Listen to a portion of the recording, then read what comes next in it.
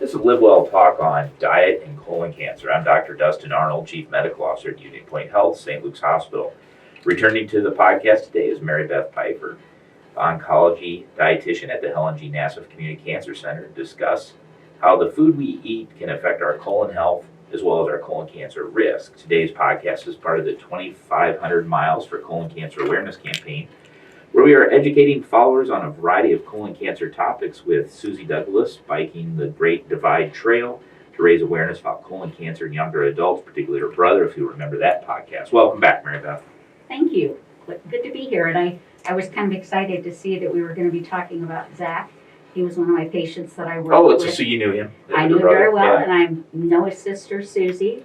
And as I was telling someone else that she packed up and moved back to help him go through treatment. Yeah, that's what we had her on a program very 2 or 3 podcasts ago. Yeah. She's pretty much the ultimate in family support for her brother. And well, Dr. Abramson, a friend and colleague, has been on the podcast, and I believe we did that in March for a colon cancer awareness. I can't remember the exact date of that, but as he said on the podcast as well, it's just him and I talking about it, that it's younger people are presenting with more of an aggressive sort of picture, because they're presenting when they should be presenting earlier in life, and maybe a little bit more sublime presentation. And today we wanted to focus on what diet would be best to recommend for patients to decrease their risk of colon cancer. We know that the Western diet is lower in fiber and therefore puts people at risk for colon cancer, but I'd like to go a little bit further in that today to talk about what diet directly relates to the risk of colon cancer. And so if you could start us off there, Mary Beth, I'd be interested to hear that. Yeah, well, fiber is one of the key factors, but before I mention that, fluid intake is a key contributor, or lack of fluid, to people's body and keeping the colon and the bowel movements moving. So fluid, trying to get at least 6 to 8 cups of fluid a day or more is the first thing you can do, is drink plenty of fluids, particularly water, but other things like milk and juice do count. Fiber-wise, that is the key thing that you can do to decrease your risk of developing colon cancer. Now, many times people ask me, well, how much should I be eating? Well, the recommendations vary, but between 24 and 30 grams of dietary fiber a day is the range that is most often used.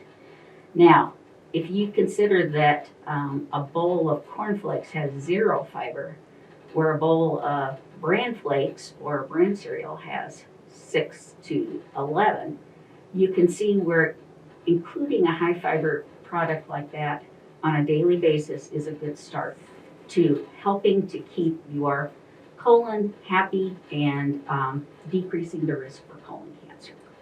So is it just simply, I mean, I know that, like, correct me if I'm wrong, but I thought I read once that, like, charbroiled meat, that it can have a higher risk of colon cancer. And there I can see that as possibly a direct carcinogen, right?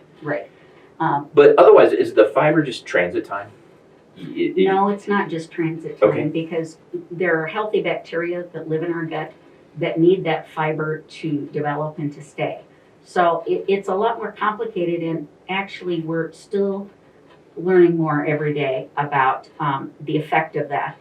There's a big major study where they're taking stool samples from people across the U.S. and analyzing them for the type of bacteria that they contain, and then trying to link that to either developing illnesses or not developing illnesses. I've seen some of that data. But maybe even the obesity epidemic is not all high fructose corn syrup, but it has some degree with the microbiome.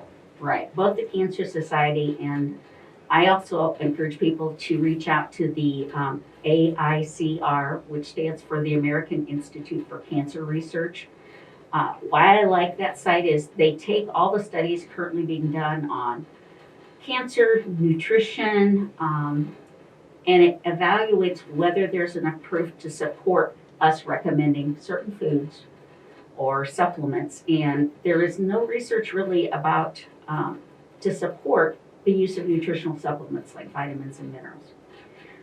There are the important part about weight is that try to stay as close to your ideal weight or a normal weight as you can without going under, because that can have its own nutritional challenges with being underweight. But most of us here in the U.S. don't have that problem. So exercise is as important. We know that 150 minutes of exercise a week. Now that's vigorous exercise. If you do moderate exercise, which is probably what most of us more likely do, they recommend 300 minutes per week. So other things, Doctor mentioned the meats. Red meats, and that includes beef and pork and lamb. We have learned that a high intake of those definitely plays a factor and can increase your risk for colon cancer. How you cook those products has even more of a risk to it. And if you go to the Nassif Community Cancer Center website, we did an article on that, and you can view that on our website. And it goes into more detail. But the key thing I tell people about that is don't char your meat. That's a direct cancer-causing compound. Alcohol is another one. We know that we encourage people not to drink at all unless they have to, or the less the better. You know, maximum is 2 drinks a day, but we encourage people try to abstain if you can. Regarding the red meats, and related to that is processed meats. It's always better to not use a processed meat, and by that I mean like hot dogs or luncheon meats, deli meats, or even smoked meats that we know they have an effect and can increase your risk of developing cancer. Why is that? Because that comes up. Processed meats, avoid processed meats. I love hot dogs, by the way. I know. But processed meats. I'm told if you ever seen how they're made, you would not love them. So I will avoid that. Yeah, I've never had that gone through a factory, but the additive chemicals. Is that what it is? Yeah, The nitrates or whatever it is in hot and dogs? again, you know, back in the day with the bacon study when nitrates first came about, the studies, you would have had to eat 26 pounds of bacon a day in order to have the same cancer-causing effect. However, is it good to cut down on those? Yes. Even on red meats, no longer do they give a safe amount. They used to say about 16 ounces a week. Well, if you get a big steak, there's a pound right there. But trying to encourage people to eat less. I don't tell people no red meats. I say less and lean. So 2 L's, less and lean, and then do the 3 B's, bake, broil, barbecue. And by barbecuing, I'm meaning marinating the meat so it has less time to cook. We know that the vinegar and the acidic marinades help cut down on the chance of charring the meat or have a beneficial effect on cancer. So Interesting. those are just some helpful things that we'd like to share with people. Are there any foods that, like, I can't really think of a good analogy that, we know nicotine, smoking is associated with lung cancer pretty strong. Right. And are there any foods that are strongly associated with colon cancer that should be avoided? I would say the closest to that would be the alcohol. Okay. We do know that smoking does play a role with colon cancer also. Right, yeah. So, we really try to encourage people to, increase your intake of plant sources of foods. And again, preferably not from a multivitamin supplement, but things like whole grains. And by that I mean like long grain rice or whole wheat breads. And I tell people kind of lift up the loaf of bread and see what it feels like, because that often is a good indicator of the dietary fiber content. And Heavier. it's heavier. It's usually got more fiber in it, holds the moisture in. start looking when you're reading a label to determine the amount of fiber in it. Look for the dietary fiber, and it'll give you grams. And remember that earlier guideline I gave for 24 to 30 grams of fiber per day, and see how well you do. And then look at little things that you can add. I tell people oftentimes, except for the red meat, we don't have to cut things down, but we have to add things. And I encourage them to add fruits, vegetables, and I tell them canned fruits are fine if that's what your budget allows. They are very similar in nutritional content.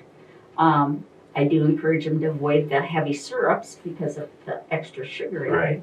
But fresh, frozen, canned, they're all fine. We do encourage a little less sodium in some of those. They found that high salt foods, and again, that's part of the component we talk about with the smoking and the deli meats. They're extremely high in sodium content. And most of us get more sodium than we need per day. But also trying to get more vegetables, as I mentioned, along with the fruits. But we also like to encourage people, make sure that you're getting calcium and vitamin D every day.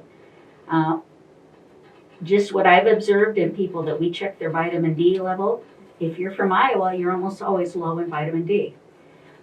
That's why they started fortifying milk years ago, is because they knew that calcium and vitamin D were like buddies. They have to be there at the same time in order to make healthy bone. And in Iowa, where we don't have a lot of strong sunlight, I don't see many people out sunbathing in January. But again, we don't really want people doing that because of skin cancer prevention. So we encourage people, use those low-fat dairy products that are fortified, and in this case, fortification of the vitamins is a good thing. I have a theory that cabin fever in the spring is actually just a relative vitamin D deficiency. Interesting. People are achy, kind of irritable, they don't feel well, they're tired, and then, first couple nice weekends, all of a sudden, all those things go away. So that's my theory. Yeah, I think that's a valid point, and totally makes sense to me. So all right, I'm gonna head to the store tonight. What would I purchase to increase the fiber in? And I don't like bran cereal. Okay. Well, what would you recommend? What would you just? Well, then I would probably go more with the other whole grain foods, like whole grain pastas, the long grain rice I mentioned, more beans like black beans or kidney beans, even northern beans are considered a good fiber source. But trying to go around the outside of the grocery store is a good start. After you do that, you get your fruits, your vegetables, you get your dairy products. Then you can go down the aisles and look for your whole grain bread products, your whole grain cereals. And it doesn't have to be a bran cereal. If you take some kind of flake that you like and add raisins to it, that gives you the fiber in the raisins. Or a granola. You can make your own granola. And there are many mixes or pre-made that you can use, but if you really want to play it safest, is to buy your own oatmeal and make your own granola recipes. We have some on our website, but Do you have other lists on the website of? Oh yeah. Foods that. Right. Okay. And on both the Cancer Society and the AICR, they have grocery shopping lists, and basically it'll give you those foods that we just talked about. Things I didn't mention were lower fat cheeses are another good way to get your calcium and vitamin D. And so that's a good way to do it. Just go around the outside, even though people say do that last. You can, but just make that the majority of your shopping is on the outside. So I love Frosted Flakes. That's probably not high in fiber. It is not. Okay. But you've taken away my beer, my steak.